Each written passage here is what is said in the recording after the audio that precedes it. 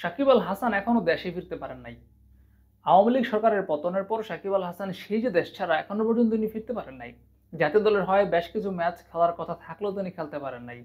ঘরোয়া লিগে খেলার কথা ছিল, খেলতে পারেন নাই। বিপিএল এ খেলার কথা ছিল, খেলতে পারেন নাই। সাকিব আল হাসান আওয়ামী লীগের এমপি ছিলেন, আওয়ামী লীগের দোসর ছিলেন। তার বিরুদ্ধে নানান রকমের অপকর্মের খবর সামাজিক যোগাযোগ মাধ্যমে এসেছে। আম, তার বিরুদ্ধে আদালত থেকে সমন জারি করা হয়েছে। সবকিছু হয়েছে তার বিরুদ্ধে। কিন্তু আহ, আমরা সাম্প্রতিক সময়টাতে যেটা দেখছি যে আওয়ামী লীগের বিভিন্ন নেতাকর্মীরা তারা প্রকাশ্যে উঠে আসছে, বিভিন্ন অনুষ্ঠানে তারা যাচ্ছে। আওয়ামী বিএনপি বলেন, জামাত বলেন বা অন্যান্য দলের নেতাকর্মীদের ছত্র ছায়া তারা আবার উঠে আসছে, বেরিয়ে আসছে।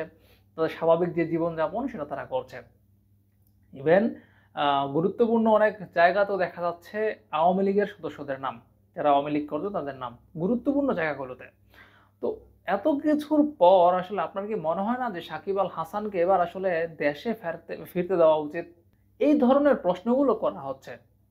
মানে অনেকে আসলে এরকমটা প্রশ্ন করছেন যে এত কিছু যেহেতু হচ্ছে তাহলে সাকিব আল হাসানকে কেন দেশে ফিরতে দেওয়া হচ্ছে না, এটা অনেকে প্রশ্ন করছেন। কিন্তু ভাই আমার প্রশ্নটা হচ্ছে যেহেতু তার বিরুদ্ধে বিভিন্ন রকমের জালিয়াতির মামলা আদালতে ঝুলছে এবং সেই সব জালিয়াতির মামলার কারণে, সেই সব দুর্নীতির মামলার কারণে কিন্তু আদালত থেকে তার বিরুদ্ধে সমন জারি করা হয়েছে।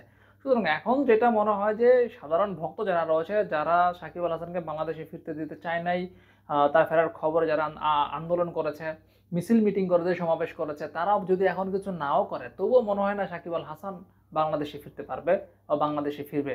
কারণ হচ্ছে যেহেতু আদালত থেকে সমন জারি করা আছে, সাকিব আল হাসান ফিরলে হয়তো বা অ্যারেস্ট হতে পারেন।